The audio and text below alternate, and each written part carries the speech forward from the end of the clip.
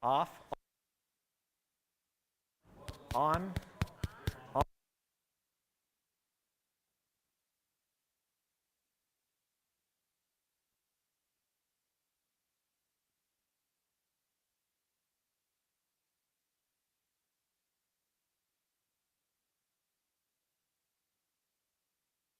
Be on. Ah! See? Just have to be the man that can run a button. Good evening. It's good to see all of you. We are in Daniel chapter 2. See, we're moving right along. Daniel chapter 2. All right, so we have how many men we're really focused on? 4. What are their names? Okay. Yes? Hananiah, Mishael, and Azariah. Those would be the Jewish names. What are the Aramaic names? Belteshazzar, Shadrach, Meshach, and Abednego, which I learned as a kid, so those are the ones I'm going to use probably 90% of the time. But nevertheless, they have 2 names, one in Hebrew, one in Aramaic, which is Babylonian, which is what they are serving now, the Babylonian king. All right? In chapter 1, verse 5, they were appointed that they should educate them for how long? 3 years, at the end of which they would enter the king's personal service. So, what is going to happen? By the will of God, the king is going to have a dream in chapter 2. Now, why did I say by the will of God? Because why? Because it was the will of God. It was. Who gave Nebuchadnezzar the dream? God gave him the dream. It just isn't something that he had out of thin air. God gave him a dream. It is now Daniel's time to glorify God. What do I mean by that? Yes. He's going to shine and give the credit to whom? To God. Yes, in front of Nebuchadnezzar. All right? This is the second year of King Nebuchadnezzar according to chapter 2, verse 1. Now, how is that possible that Daniel can be before the king when it's going to take 3 years to get him there, and in the second year of Nebuchadnezzar, Daniel's going to be before the king?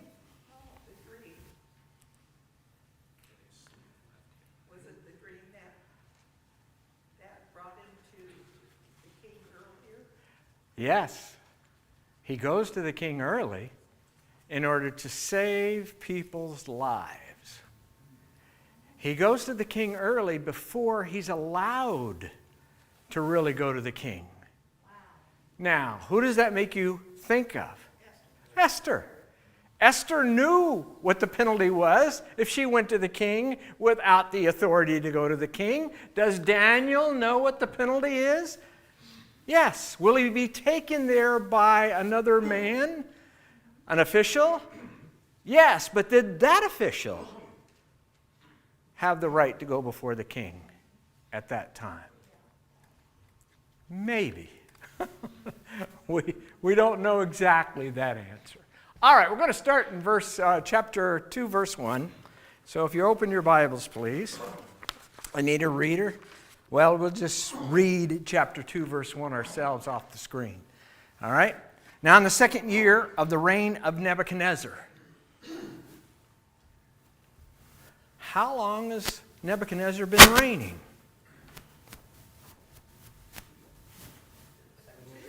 2 years or less.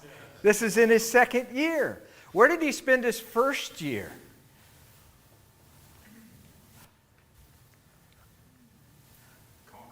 Conquering. He was fighting Egypt up in Carchemish, and then he went down and he conquered Jerusalem and Judea and brought all of these people back to Babylon. So this is really kind of the first year he sits on his throne where? At home, in Babylon. Yes. All right. Where was Daniel and his 3 friends still if this is only the second year? They're in training. They're still in their 3-year training program, and they're not supposed to see the king for another year or so. Nebuchadnezzar had dreams, and his spirit was troubled, and his sleep left him. Was this a little bit of a terrifying dream? Who's the best ever at giving terrifying dreams? God is. Because God is the authority. God has the power. God is everything in this situation. All right. I need a reader for verses 2 and 3. Yes, Brad, go ahead. Then the king commanded the magicians, the enchanters, the sorcerers, and the Chaldeans be summoned to tell the king his dream. So they came in and stood before the king. And the king said to them, I had a dream, and my spirit is troubled to know the dream. Okay. Who are these first guys listed in verse 2? Okay. Are they Hebrews in training? Or are they Babylonians who have been there all along? Yeah. They're what we would call the wise men of Babylon. Correct. They probably served Nebuchadnezzar's father, most likely. So what does Nebuchadnezzar want from them? He wants answers. I've had a dream. Tell me what it means. Oh, piece of cake. You can make anything up when you've been at the job this long, right? He's not going to know any difference, correct? Of course. Not a problem. What is the problem? They don't know the dream. Nebuchadnezzar is going to tell them, no, you tell me the dream first, and then you tell me the answer to the dream. That's like going to Brad's class and saying, you have to give the question and then give the answer. Only I couldn't do it in Brad's class. So, let's jump over to verses 3 and 4. I thought you did Luke better. What? Verse 4. No, my class, Luke. I thought you did that better. No. Verse 4. Who wants to read? Reader, Bob. Just verse 4? Yep. Then the Chaldeans said to the king in Aramaic, O king, live forever. Tell your servants the dream, and we will show the interpretation. All right. What did they say it in? Aramaic. Why? Because they were native Babylonians who were serving the king all along, who were expected to now give, like he probably gave his father, the answer to an interpretation. But they are going to be stumped. Somebody read verses 5 and 6. Who's up? Go ahead. Kelly. I'm sorry, Kelly. I got Kelly first, and then I'll come back to Jason. The king replied to the Chaldeans, Command from me is firm. If you do not make known to me the dream and its interpretation, you will be torn limb from limb, and your houses will be made a rubbish heap. But if you declare the dream and its interpretation, you will receive from me gifts and a reward and great honor. Therefore declare to me the dream and its interpretation. This guy's grumpy when he doesn't get sleep, isn't he? Yes, Bob? Why are the Chaldeans listed separately? Is there something special that I'm missing? Yes. The Chaldeans and the Babylonians were actually two separate groups.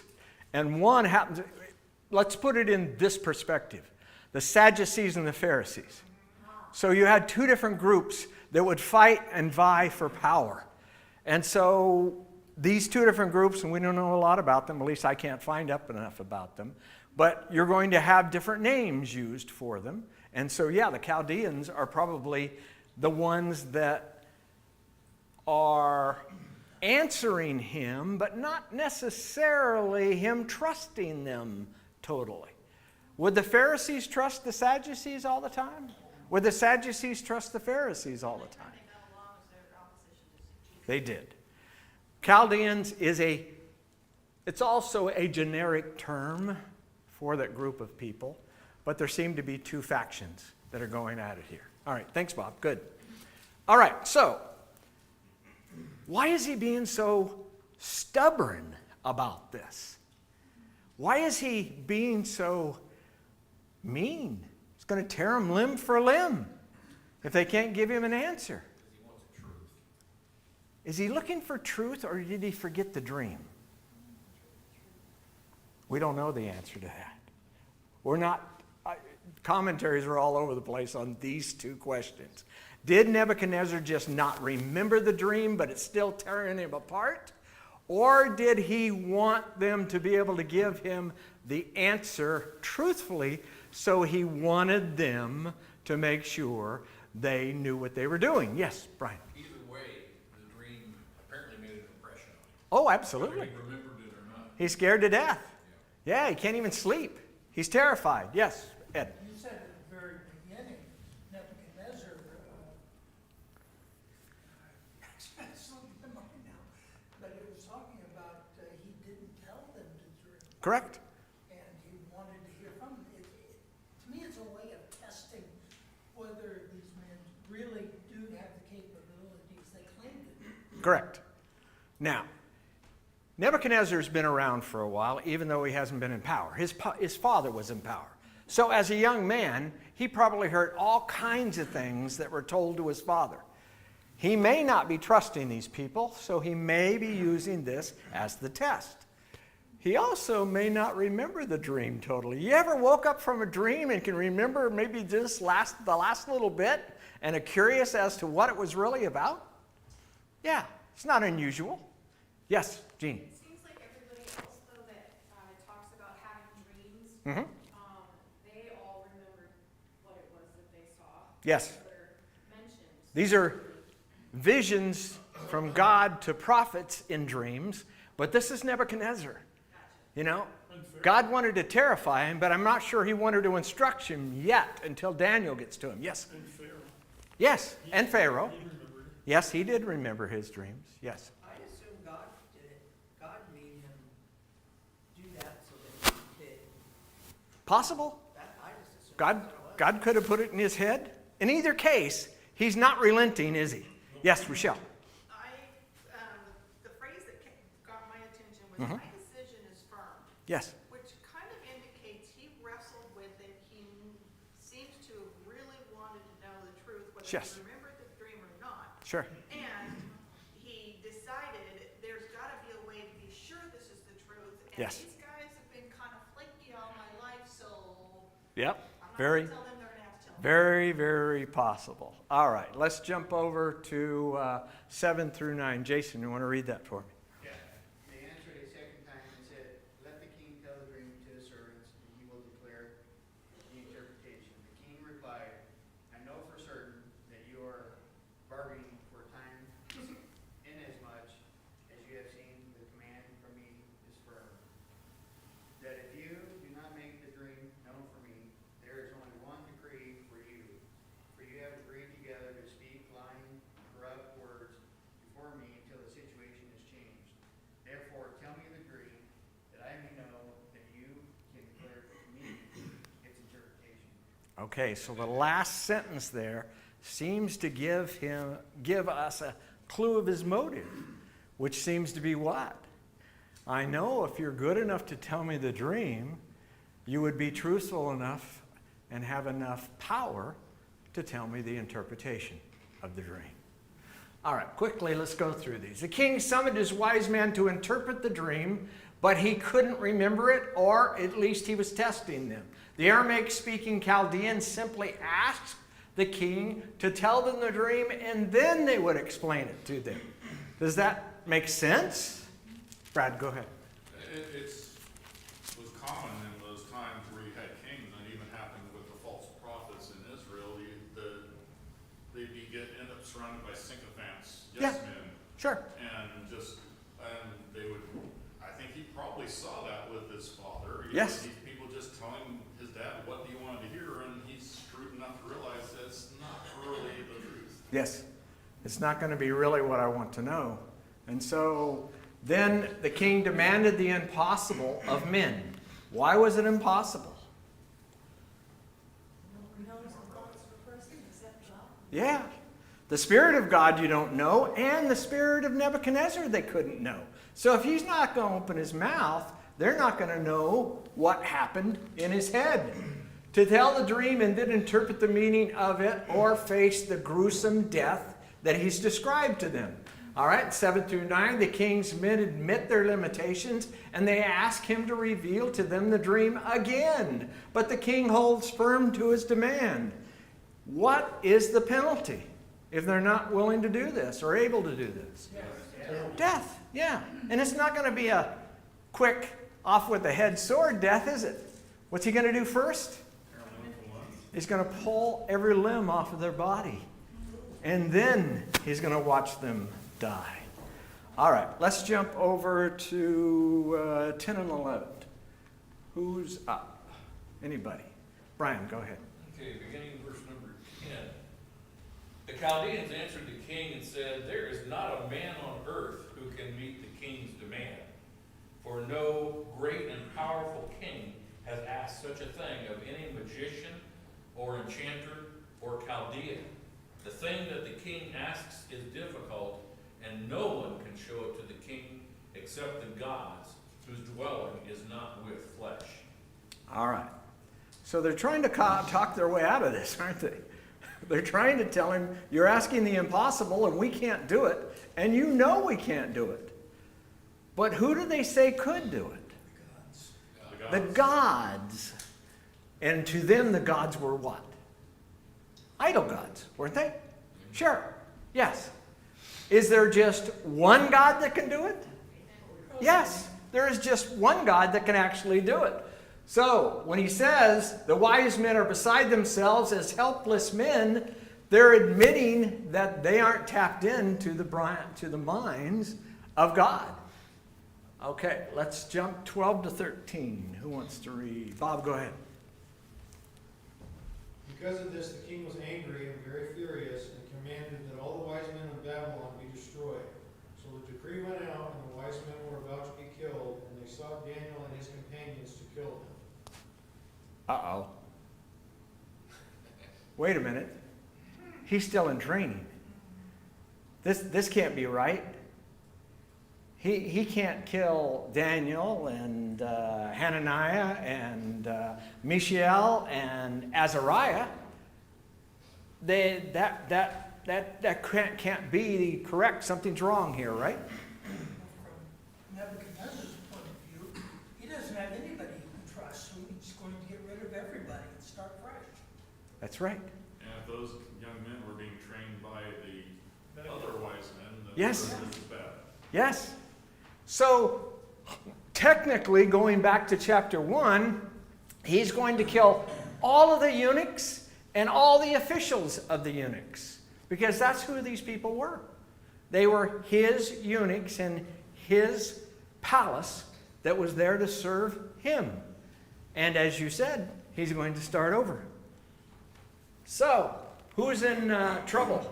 Does this decree by the king include Daniel and his friends? Of course, it does. Yes, absolutely, it does. All right, Steve, you want to read 14 through 18 for me? Then Daniel replied with prudence and discretion to Arioch, the captain of the king's guard, who had gone out to kill the wise men of Babylon. He declared to the king's captain, "Why is this decree of the king so urgent?" And Arioch made the matter known to Daniel. Okay, let's stop for a second and ask that question in our own minds. Did Daniel know exactly what was going on? He was going to be killed. No, he doesn't, does he? He's starting to ask questions because he realizes they're about to kill everybody, and he's part of it. And he hasn't even been what yet? He hasn't even been asked or questioned or given an opportunity to do anything yet, has he? But does he want to? Go ahead, Brad. And it's a little interesting, I just was looking at the meaning, because many names have meaning, and Arioch translates to lion-like, so if he's physically fitting the description of his name meaning, this is an imposing captain of the guard. Yeah. Most of the commentaries believe the Arioch was probably part of the army, a general captain of the army. He wasn't part of the eunuchs that would be these conjurers or magicians or wise men. So he's there to carry out the act of killing, not to be part of the ones that are killed. JC, you had something? And I don't know if it's too much to read in or if it's just kind of giving you the 10,000-foot view, but the fact that Daniel has a relationship that he can talk to this guy.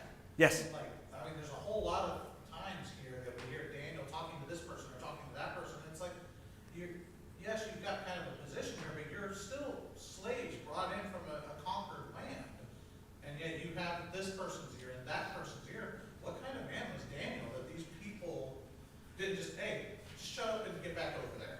Isn't it kind of interesting that you bring up that a young man can approach a leader like this?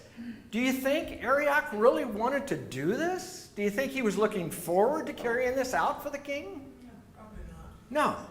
You think he was looking for a way out? And anybody that might talk to him, he might listen? Yes, Ed, go ahead. I would think that their position as monitors of the wise men would also be in serious trouble. Said, what do you mean? You let these people in, these wise men, and they're corrupt. What have you got to say about it? So Sure. their position is probably rather suspect too. Yeah, the whole palace is in an uproar. Let's just face it. This is a command that everybody in that palace is going to be running around worried about. Am I next? What's going to do? What he's going to do? What is he going to do after he kills all the wise men? Where's he go next? This guy's gone nuts. What are we going to do? Let's finish up. 16 and 17, was it? Yeah. 18. And Daniel went in and requested the king to appoint him a time that he might show the interpretation to the king. Okay. So Daniel is even talking to whom, JC? He's talking to the commander and then on to the king. onto the king. So has he become one of his advisors already? No. He's one of those young men the king knows very little about yet. Brian. And Daniel's kind of going out on a limb here too. If you notice, he's asking to speak to the king. He hasn't even been given the interpretation or the dream itself yet. Nope. So he's already set up the appointment Yep. before he asks God to Yep. reveal it to him. What did Bob call that last week? Confidence. Does Daniel have confidence in his God and his relationship to his God? Yes, he does. Yeah, Brad. In Daniel getting to do this, he does do things with extraordinary, as it says in verse 14, prudence and discretion. So he Yep. seems to have a way of approaching those in authority Yes. Yes. that is acceptable. But at the same time, all these people, the uproar in the palace, they're probably looking for, you got a solution? Okay, yeah, let's get you in there, Daniel. Let's get this figured out. That's right. We really got this solution. We're willing to try anything. That's right. It's life or death. They're at the end of their wits because they don't have an answer. And Daniel's willing to stick his neck out for them. Would they let him? Of course they would. Yes, JC. But almost inversely, it's kind of throwing gasoline on the fire. Yes? You're this commander, and you see this king that's off his rocker at the moment, and now one of these slave kids is saying, hey, let me do it. You're like, no, I'm not pushing this button any further than I have to.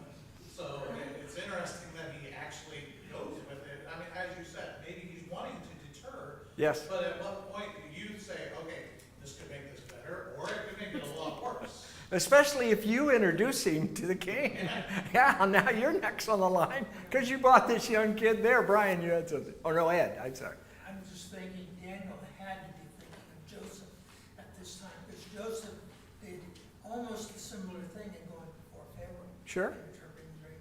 All of these stories are bound up in this young man, aren't they? All of the history of Israel is bound up in him. He knows what God can do for his people. Go ahead, Steve. Then Daniel went to his house and made the matter known to Hananiah, Mishael, and Azariah, his companions, and told them to seek mercy from the God of heaven concerning this mystery, so that Daniel and his companions might not be destroyed with the rest of the wise men of Babylon. What's he asking for? Prayers. Help. Prayers. Yes. Is a group better than one? Is 4 better than 1? Absolutely. Daniel knows this. He understands this. He knows how faithful they are. Does Daniel know what he must do? Where does he start? After understanding the matter, who does Daniel come to? The captain. Then he goes on to the king. Who does Daniel turn to further support? Those 3 friends of his. Finally, where do all 3 men go to receive their compassion? To God. Yes, to God. Is there any pattern here we could... Go ahead, Steve. It doesn't really say that Azariah did, or whatever his name was, didn't just go ahead and do what he was commanded to do. Yes. Because it says that he might not be destroyed with the rest of the wise men of Babylon. Right. So, I don't know about the, they're all running for their lives probably. They are. They are. This is a scurrying like the mice when the light comes on, you know. And they know how brutal and how much power Nebuchadnezzar has. Now, we really haven't lived with something like this, have we? No, we haven't. So it's hard for us to grasp how much is online and how much Daniel is putting online. Because now he's out front. He was going to die anyways. His friends were going to die with the rest of the wise men. But now he's out front, and he's brought his friends out front. But what do you think is in the back of his mind? Himself and his friends, or the glory of his God? Yeah, I think he has that in mind.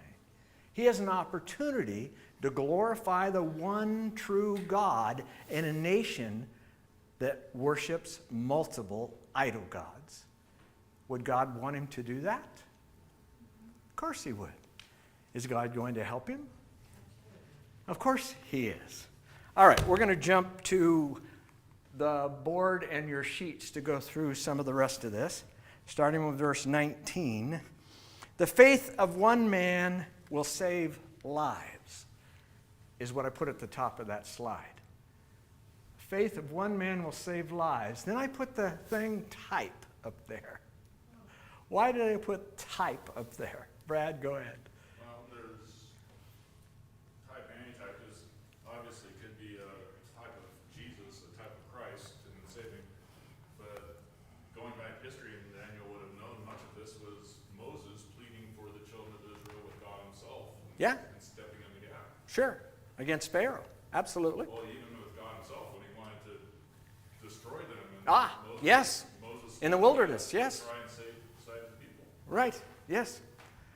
Well, going back to the Christ idea, though. Without Christ, was there a king that was going to destroy us?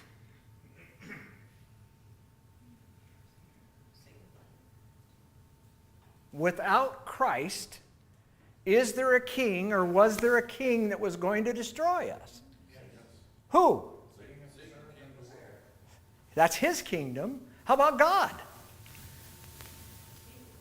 What did he say in the Ephesians?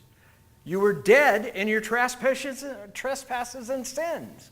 You were dead to God. He was going to destroy us without his plan in whom? Christ.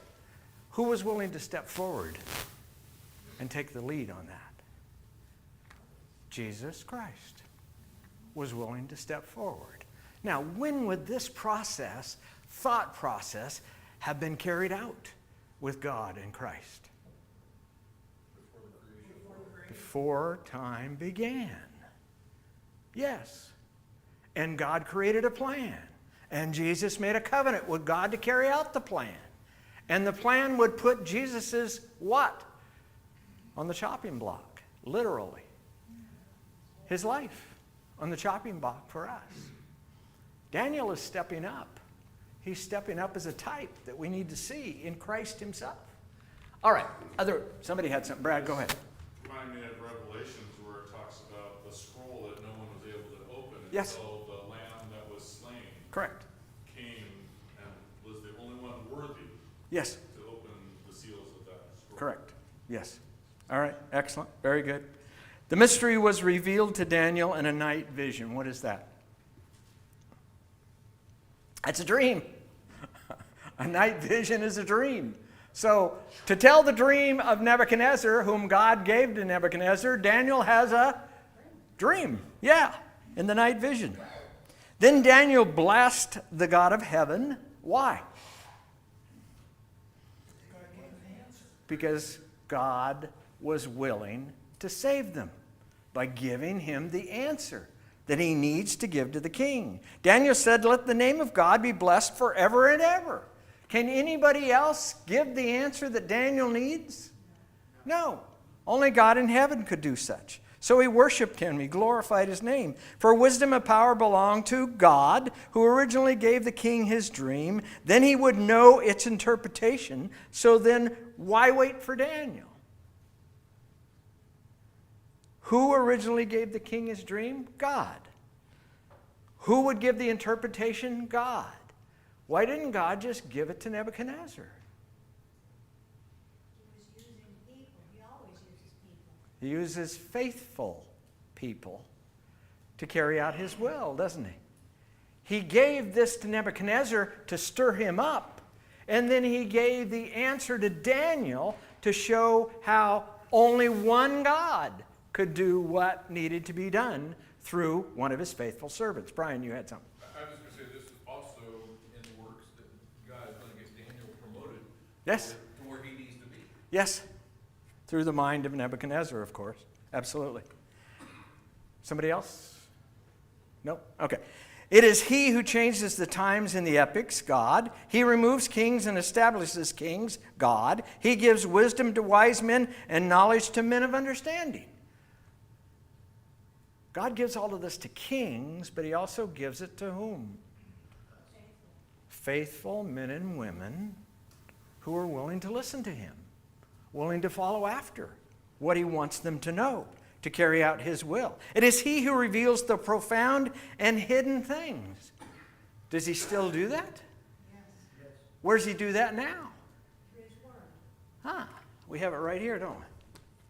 Who finds it? Faithful men and women who dig it out, who go look for it, who try to understand it, who have discretion, who have wisdom, all the things that Daniel had. And Daniel asked, and God helped. And in this situation, of course, it's more direct than ours, but nevertheless, it's the way God works. It's how God works with man. He knows what is in the darkness, and the light dwells with him. What does it mean, he knows what is in the darkness? David made a statement like this: you know the darkness, O Lord, as clearly as you know the light. What does that mean? What is the darkness? It's evil. It's the evil part of the tree of God, the knowledge of good and evil. Does God know both sides? Does he look down on earth and just see the good? Or does he see everything? He sees it all. He sees everything. Does he ever use people of evil to carry out his will? He's doing that right there. He's doing it, isn't he?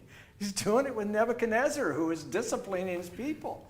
So God is really orchestrating the world the way he wants, and it's just not a part of the world that is faithful to him. It's the whole world.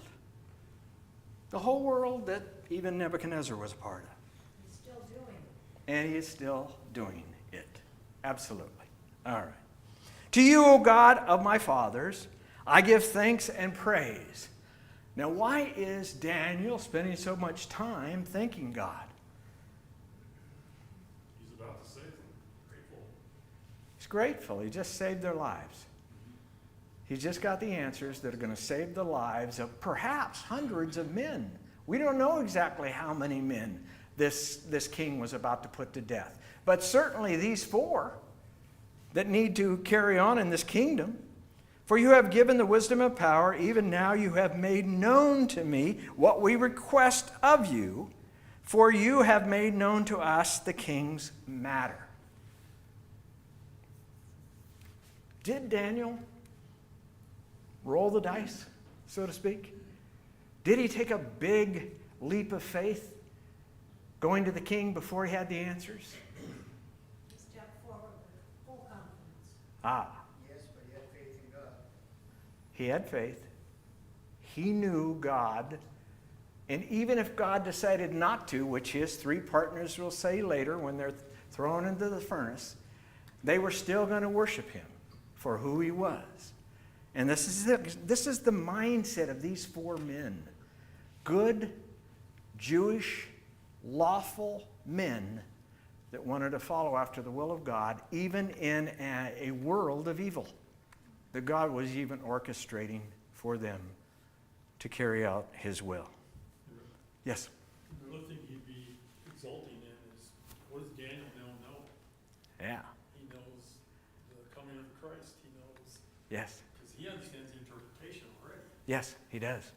He's getting informed of things he didn't know before. Absolutely. No. The angels long to look into. Yes. So these are not only information about prophecy, this is information about prophecy all the way down to the Christ that wouldn't have been known to anybody. Who was the first one that knew it, if you remembered it? Well, let's leave it in this story. Nebuchadnezzar. Does God ever tell his enemies what he's going to do before he does it? Oh yeah, he does that too, doesn't he? So Nebuchadnezzar is going to know it. Daniel's going to know it. Nebuchadnezzar is going to be proven to understand there's one true God. It belongs to Daniel and his friends. And of course, we'll see what he does to them at this point. So to you, God, I got to back up. Down there. Therefore, at the bottom, Daniel went into Arioch, whom the king had appointed to destroy or kill the wise men of Babylon. He went and spoke to him as follows. Is he still being respectful? Of course he is. This is who he is. Do not destroy the wise men of Babylon. Was that a command? More of a request, isn't it? Yeah, all right. Take me into the king's presence. Well, wait a minute, kid. You've been there once and you didn't give any answers. I don't know if I'm doing this again. Was that his attitude? No, not at all. I will declare the interpretation to the king. Does Daniel sound confident? He does. Does he have a reason to be confident? Of course he does. All right. In verse 25 through 30 then, their lives were in the hands of whom? A very young man by the name of Daniel. You ever stop to think about what it was like for these three young men to come into this new school with men who were probably already there? They're in there for 3 years. You know there are going to be some first years, second years, and third years. What's it like for the first year compared to the second and third years that have been there for a while? Yeah. They're underclassmates. It's not easy. It's difficult. Yet, in the very beginning, Daniel speaks up for the four of them so that they eat the proper foods according to their law. Now he's speaking with confidence in front of the king. But what are all those guys going to owe Daniel when he's done? Their lives. They're going to owe Daniel their lives. Are they all afraid of dying?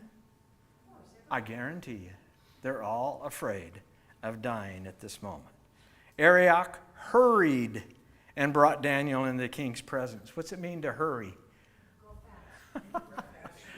There was some urgency to this, and he knew it, because he was set to carry out what? All these deaths, all these killings. And spoke to him as follows. I have found a man among the exiles of Judah who can make the interpretation known to the king. Now this one puzzled me, because if you go back a few verses, it said Daniel talked to the king. What was it, verse 17? Daniel went to his house. So Daniel went in and requested of the king that he would give him time in order that he might declare the interpretation to the king. Now he's saying, I have a young man here who can tell the king what he wants to know. What do you think happened in verse 16 that's different than this verse, Brad? The way the ESV reads that, went in and requested the king to appoint him a time.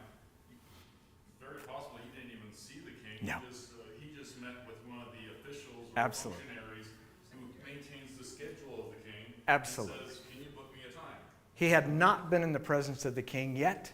He simply went in to request from whoever keeps the time for the king, whoever takes appointments, whoever says, yeah, you can go into the king now, or you'll die if I don't tell you that.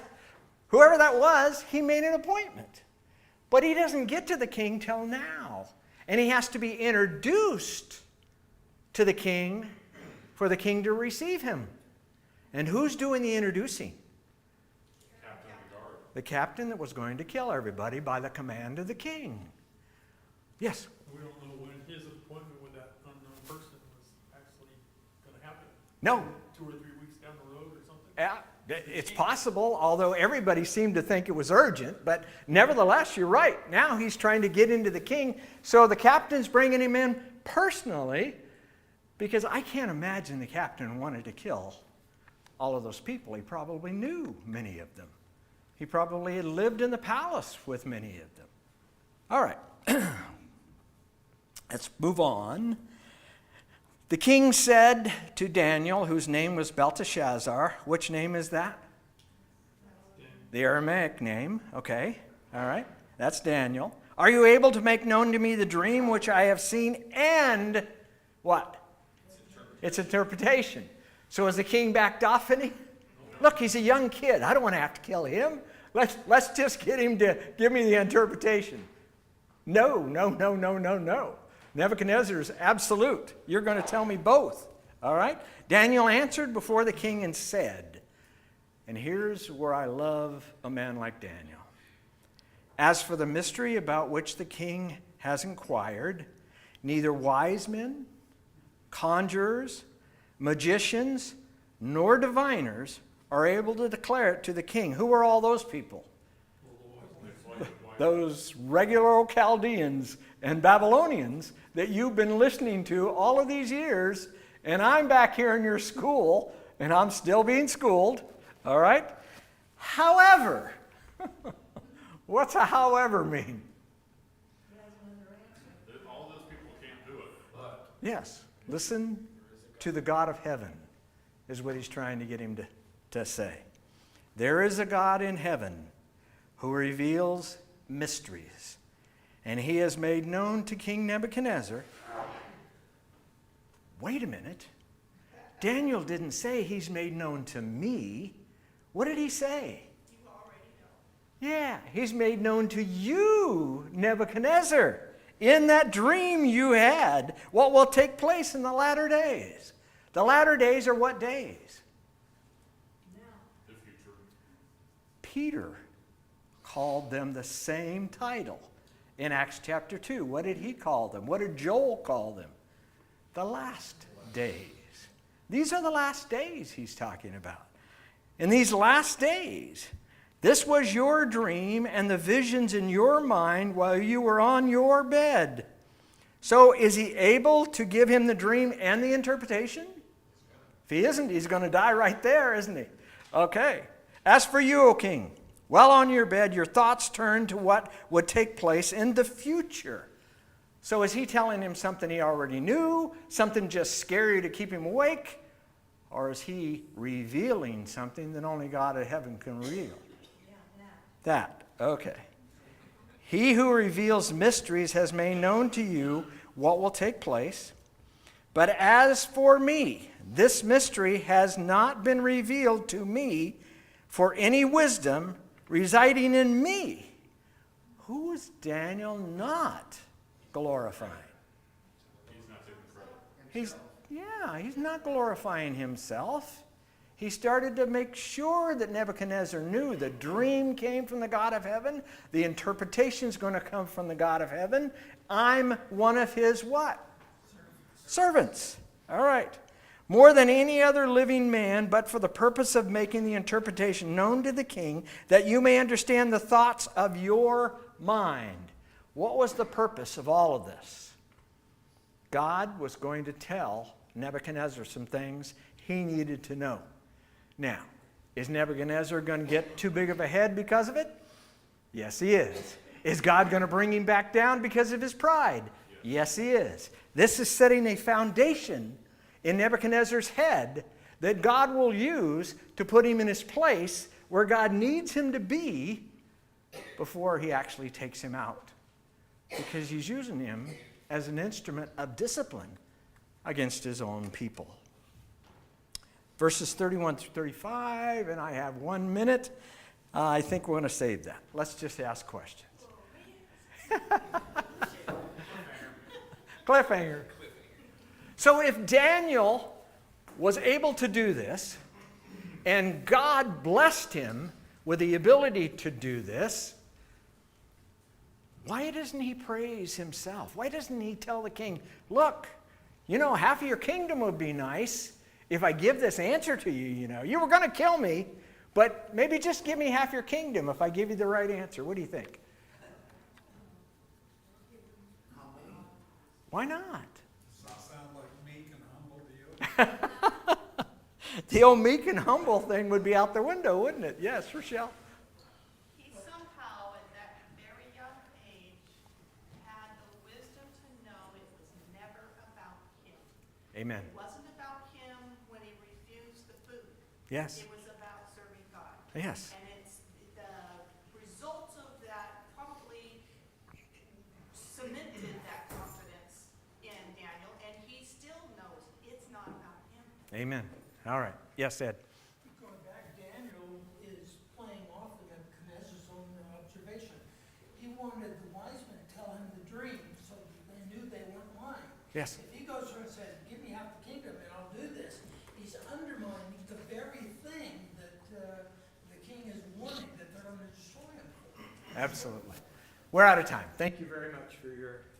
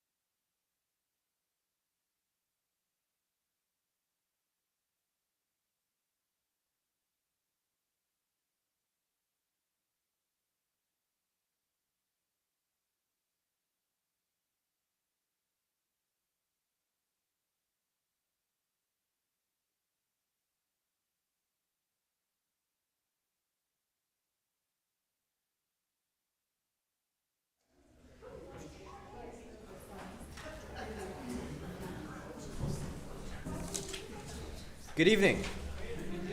Could you please take a moment to mark your songbooks at number 829?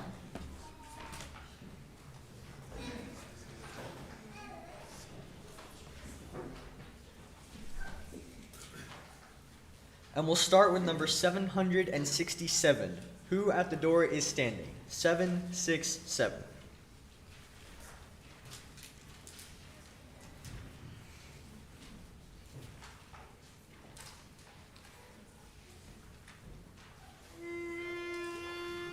Do, do, mi.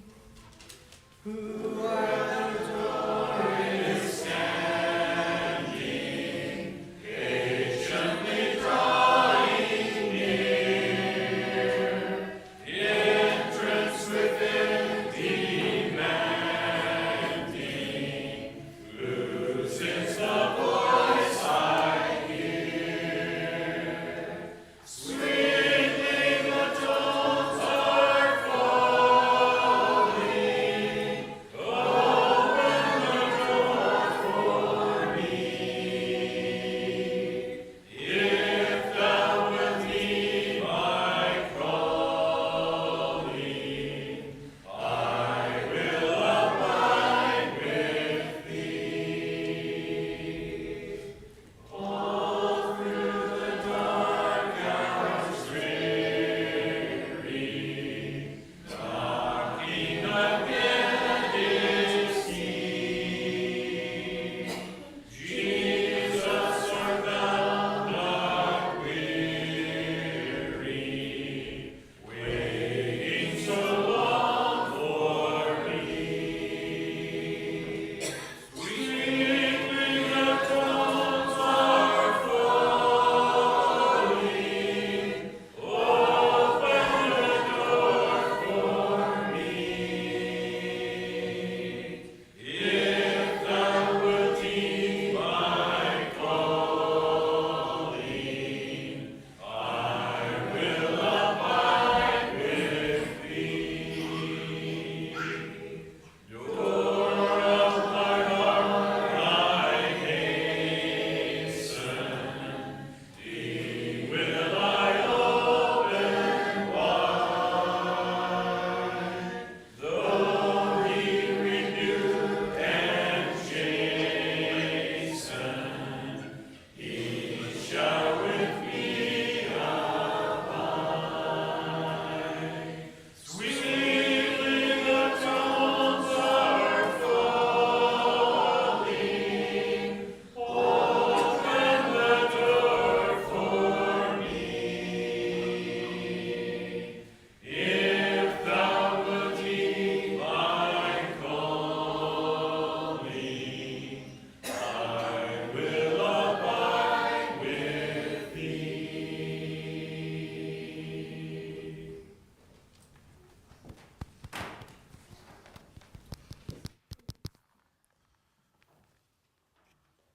In 23, we talked a lot about foundation principles.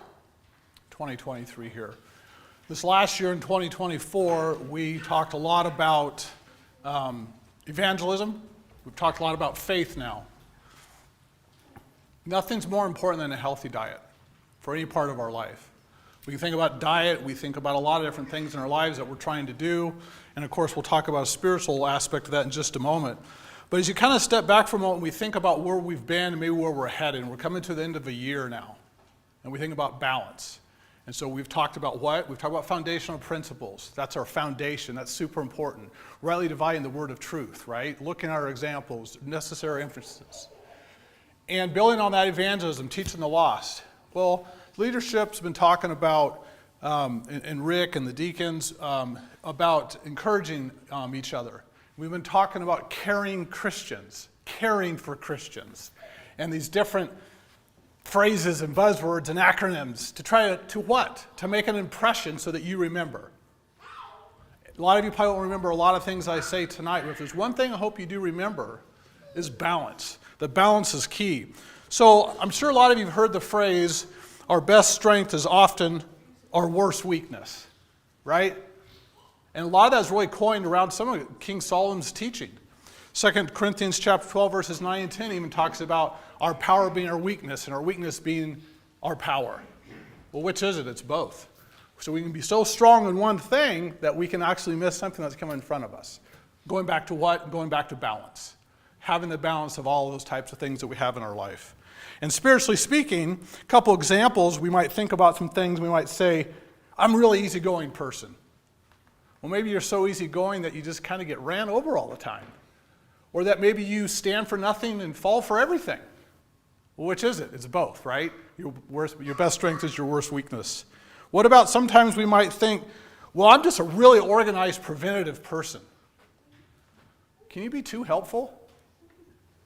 Can you be too analytical? Can you mean well, but you do it so much that it just drives other people crazy? Yeah, maybe. We think about that when we think about others. What about sometimes we think about strong leadership? Well, that can be really overly authoritative. Maybe sometimes we can think about, I don't even want to hear or see about leadership. Parents or management in the church, all parts of leadership. I don't want to see them at all. Well, maybe then there's no structure and there's just running amok. Balance. And everybody in here has an opinion of what that might look like and all those different analogies that I just shared. Let's take that into the spiritual realm a little bit more, of course. So we might ask ourselves, who thinks the church, that's us, has the balance right or have down the worship? We have the worship down, don't we? Acts 20, verse 7. Take the Lord's Supper on the first day of the week, right? Ephesians 5:19, Colossians 3:16. What? Sing and make melody in my heart. We got that down, don't we? We're going to take the Lord's Supper every Sunday. This is how we're going to sing. We're going to lay by and store. What about the plan of salvation? We all know the 5 steps of the plan of salvation, right? So we have the work, we have the worship, we have the salvation, and we'll talk about the work in a minute. But the plan of salvation is, we got that down. That's what we're going to hear, we're going to believe, we're going to confess, and we're going to repent and be baptized. Mark 16:16, Acts 2:38. Are these important? Do they ever change? No, they don't. They never change. You have to do those. This is what we're instructed to do. Now let's take that into the work a little bit. When we think about that balance, we think about the importance of those, we know, as far as the work goes, we know what this building's for, don't we? And a lot of us in here probably know what this building isn't for. And we talk a lot about that. We know that we are to teach, and we know we're not to add or subtract to the word, right? We know those things. Just like we said, those don't change. But let's take this last step farther. But what about the work of the church outside of these walls for each other in this room? Chris talked about this in our meeting a couple weeks ago.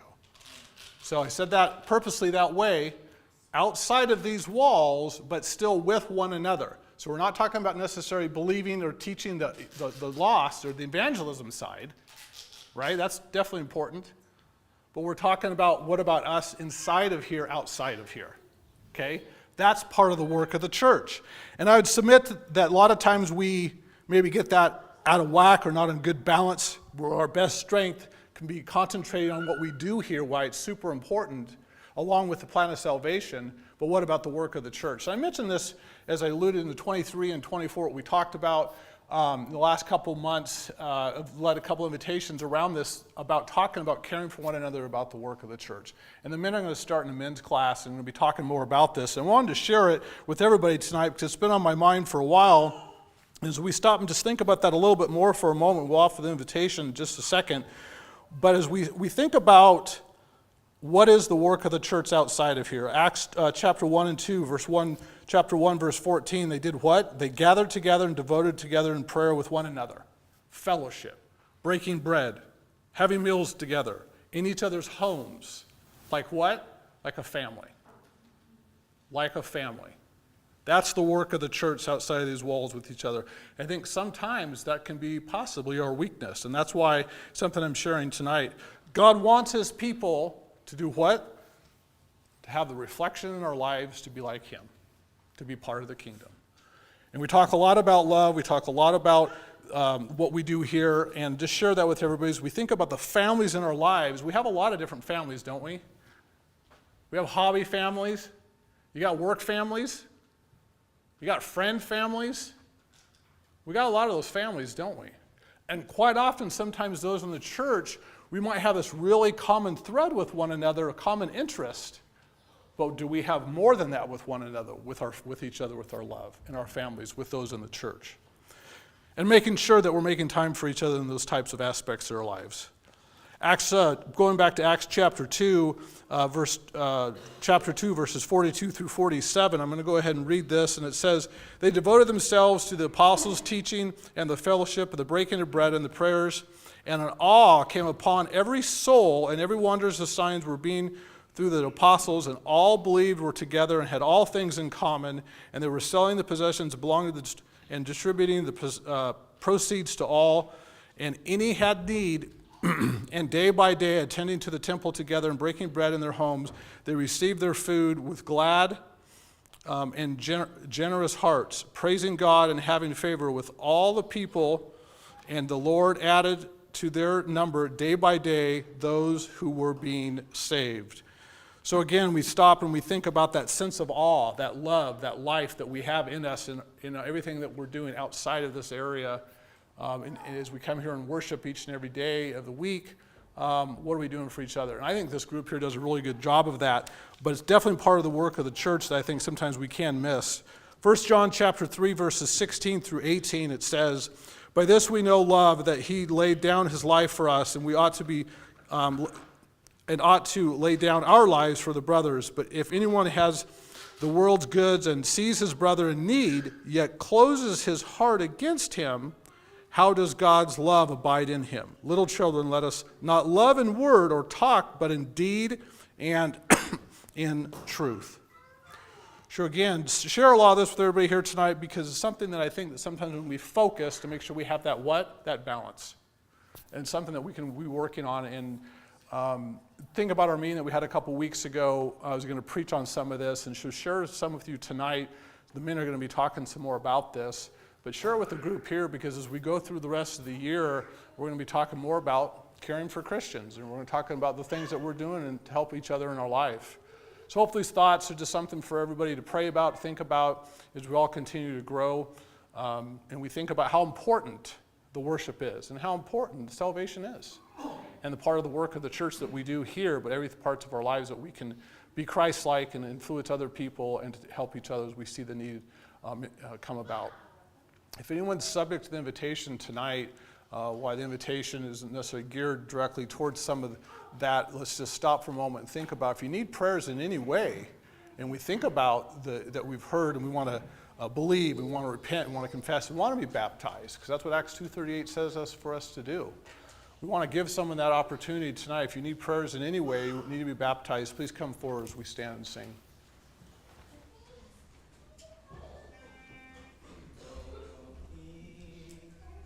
I'm satisfied, the cottage below, a little silver and a little gold, but in that city where the ransomed will shine, I want a gold one, that silver line. I've got a mansion just over the hilltops, in that bright land where we'll never grow old. And someday yonder we will never more wander, but walk the streets that are purest gold. Though often tempted, tormented, tested, and like the prophet, my pillow a stone. And though I find here no permanent dwelling, I know he'll give me a mansion my own. I've got a mansion just over the hilltop, in that bright land where we'll never grow old. And someday yonder we will never more want streets that are purest gold.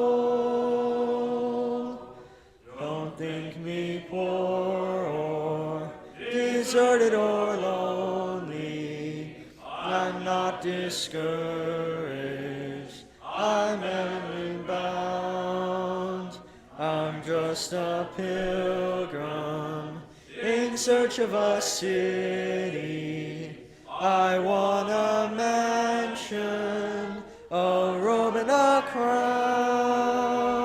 I've got a mansion just over the hilltop in that bright land where we'll never grow old. And someday yonder we will nevermore wander, but walk the streets that are purest gold.